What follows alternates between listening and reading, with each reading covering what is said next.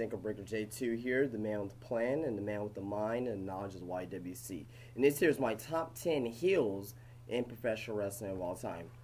Now, before I go and get to this countdown, I would just like to say that 9/16/2011, there's an announcement that's going to be made by Ace Wrestling for his Night of Champions predictions in regards to GOG and to the future GOG. Just stay tuned for that. And also as well, this video is responsible for the Young SES show. He doesn't actually make videos on YouTube. He's just one of the subscribers of mine. He suggested me to do this video, and they got me thinking, if you want to see a top 10 video that I have not done yet, you can see the videos that I've done for top 10 on my channel.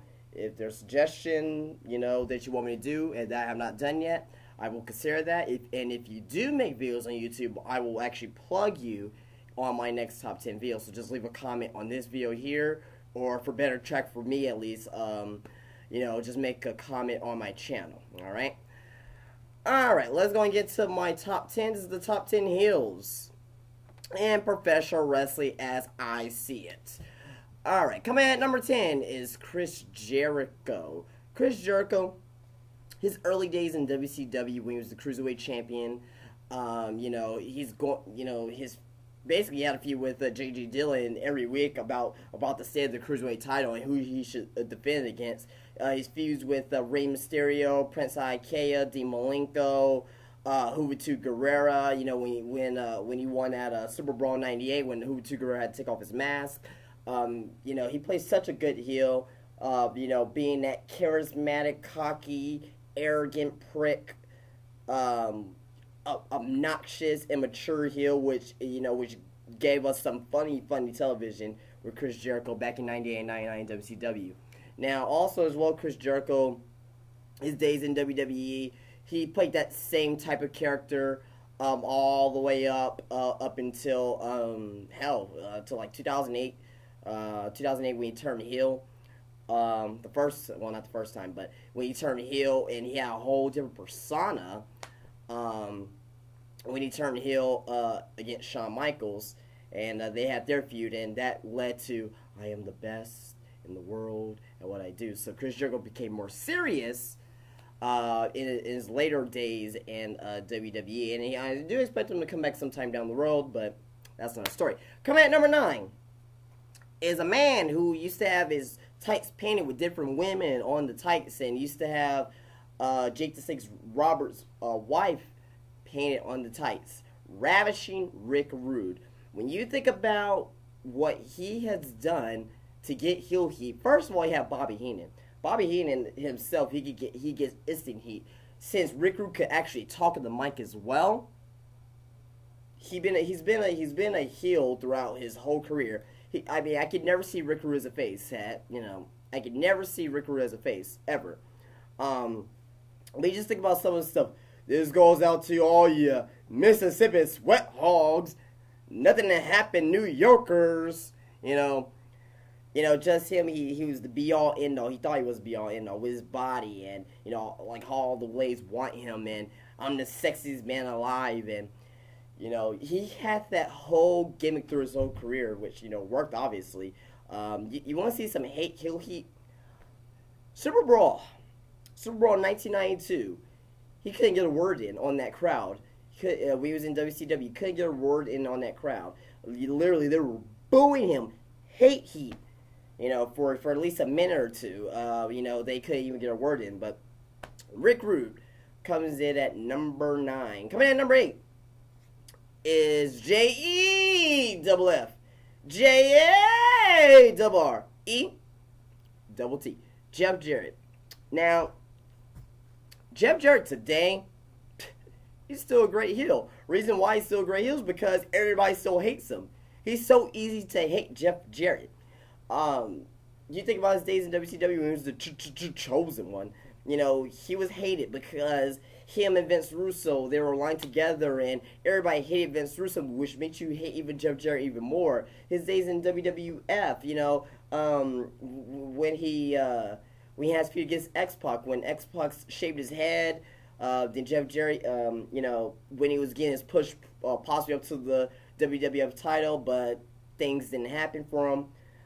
When he hit the Fabulous Moolah with the guitar, you know, you can just think about all the stuff Jeff Jarrett did. Hell, his days in TNA, when he was being heel, so easy to hate. Jeff Jarrett comes in at number 8 for me. Coming at number 7 is my first non-wrestler on this list, Eric Bischoff.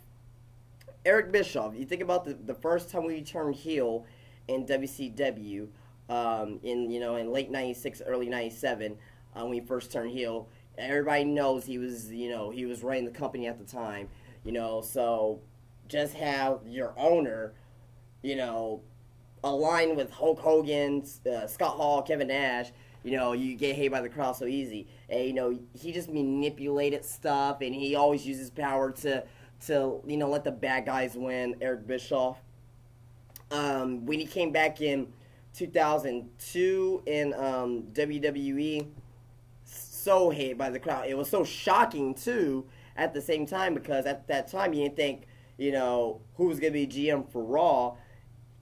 They brought, Vince McMahon got Eric Bischoff, and, and when he came out, it was just a shock factor, and, you say, well, so hated by the crowd. Even today in TNA, just like Jeff Jarrett, a lot of people don't care about him, but he's still hated by the crowd. He's still getting this heel heat. He's even getting booed every time he comes out there because he's so easy to hate. Eric Bischoff comes in at number 7. Coming in at number 6 is Bobby the Brain Heenan. Bobby Heenan. Anybody who Bobby Heenan represented, you hate that person. Why? It's because of Bobby Heenan's great antagonistic capabilities. Every time when he came out, he thought, basically, whoever Bobby Heenan was feuding, whoever Bobby Heenan top guy was, he was feuding against Hulk Hogan. Hulk Hogan was the top babyface in WWF, in the mid-'80s, all the way up until '93 in WWF. Some of the guys they managed: King Kong Bundy, John Studd, Paul Orndorff, Mr. Perfect.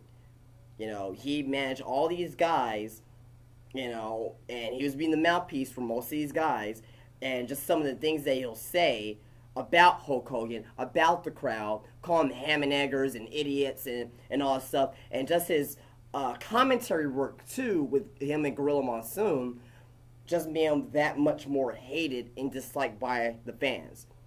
Every time Bobby Heenan was in the ring or where he was on commentary, they always give him a call, Weasel, Weasel, Weasel. That's to the Weasel chance because he always had the Weasel suit matches, like him versus the Crusher, or hell, even him versus the Ultimate Warrior. That's probably one of the most famous times that you saw Bobby Heenan in the Weasel suit. So Bobby Heenan, very easy to hate. He was so hated so much. He even had his own show, antagonizing people on there, the Bobby Heenan show. So there you go. Bobby Heenan, number 6.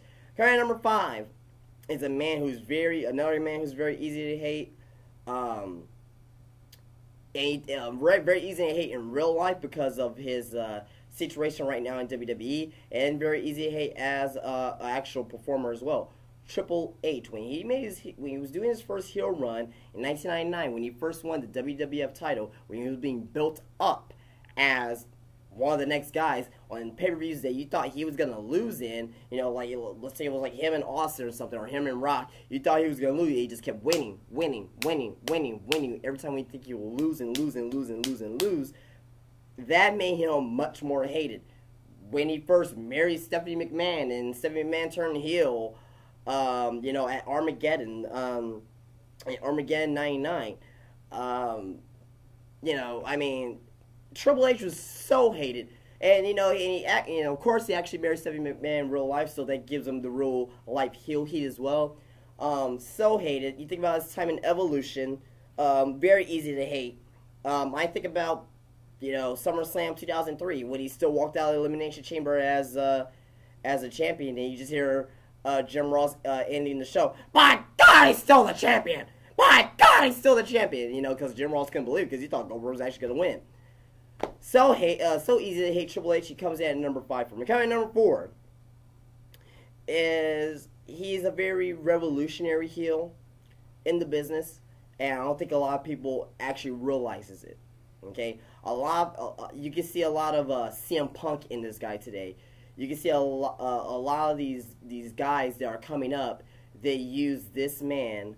You know, hell, even Raven, when he was in ECW, it was kind of his mentor, this guy, of the Snake, Jake the Snake Roberts. You think of the way how he easily manipulated people. You think of his early days in WWF, when he first came in, in '86. Yeah, '86 he debuted at WrestleMania 2. Very hated heel. He has a little face front thing. When he first back turned heel in the summer '91, screwing over the Ultimate Warrior, basically getting the Ultimate Warrior out of WWF. You know, I remember the segment with Ultimate Warrior and Jake the Snake Roberts. He was in this like dungeon or whatnot, and Jake the Snake Roberts locked Ultimate Warrior in this room full of snakes. Great. You know, that's kind of what Jake the Snake Roberts did. You know, he'll manipulate you. You think you can trust him. That's where he got the catchphrase "Trust me." You can trust him, but you can't. You know, think about the time he set Miss Elizabeth. Think of the time where he invaded Macho Man's and Miss Elizabeth's wedding with a snake present. You think about the time when Macho Man got bit by one of Jake the Snake Roberts snakes. You think about a time where you know, you just think about times where, you know, he has feuds against The Undertaker. You know, I mean, Jake the Snake Roberts, and this promo work, too, was so good because he did, and if you saw my top 10 promos video, he was on that list as well. It's not how he talks, it's just the way how he mind screws you, and how he manipulates your mind when he talks to you. I mean, he is so revolutionary at that. You know, you can see a little bit of Chris Jericho now on how he talks slowly now. You know, you can see how CM Punk, how he never really raised his voice. How Raven, you can see a little bit of Jake the Snake Roberts and Raven when Raven was cutting his promos. You know, back in ECW and in WCW. Jake the Snake Roberts comes in at number 4. Coming in at number 3 is Ric Flair, the Nature Boy Ric Flair. If you think about in his prime, and especially in his NWA days, he was so hated by the crowd. You think about his feud against Ric Flair, Dusty Rhodes. I mean, you got the you know, glam and glitz, you know, glitter of Ric Flair, and you got the plumber, you got the common man, the American Dream, the Dweem, Dusty Rhodes, clashing together. You know, you got the Boston Celtics, you got the Los Angeles Lakers. Los Angeles Lakers very hated. You know, Boston Celtics is, I don't like the Boston Celtics, but they were easier to get behind because they were like the common man's team pretty much.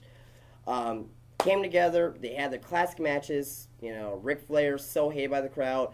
Him and Ricky Steamboat, they had good matches. Him and Sting, they had good matches. When he came into WWF in '91, when he was claiming himself as the real World's Heavyweight Champion.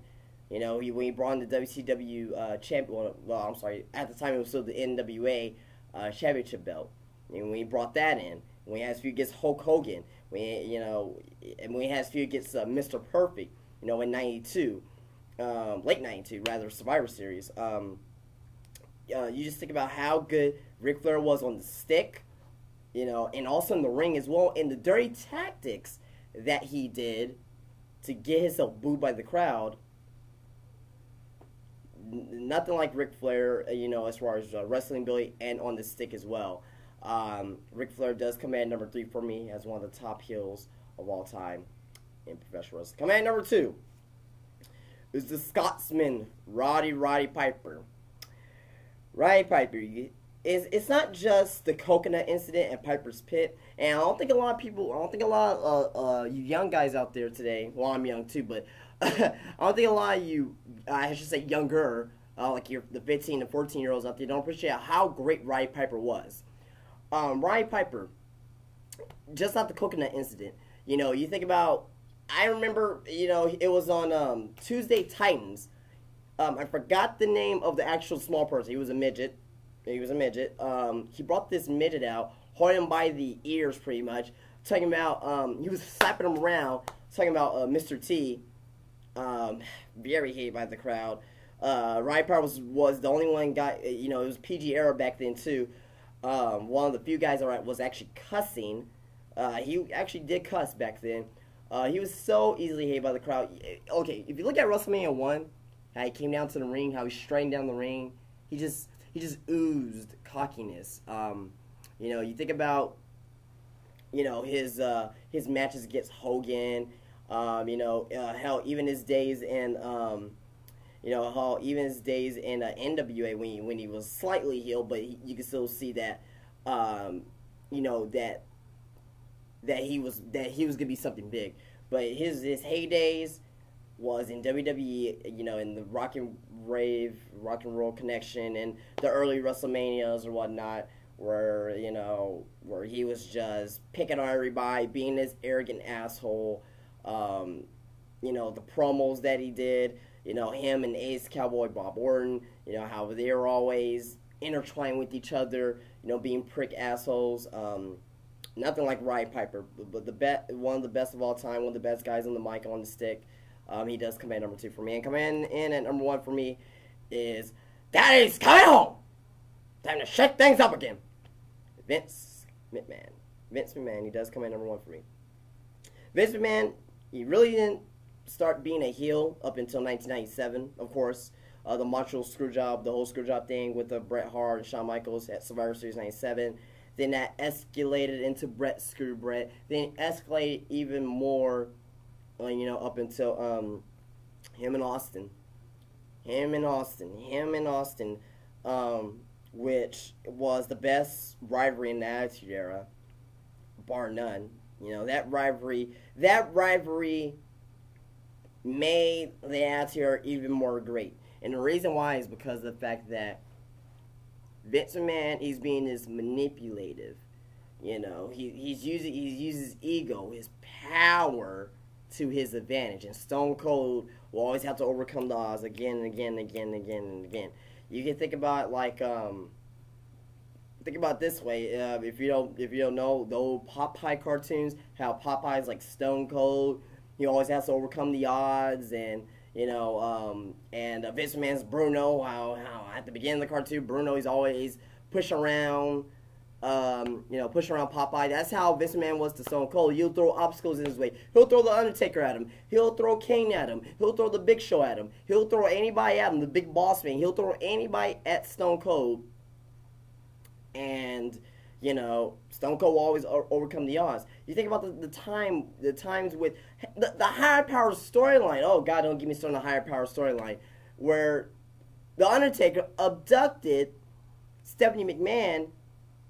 Then The Undertaker was like for weeks saying, there's somebody who's behind all this. Somebody who has a greater power than me. Blah, blah, blah. You see Vince McMahon come down in a red robe. Takes the hood off and say, "It's me, Austin!" Great. I think about some of the things that Vince McMahon has done in this business.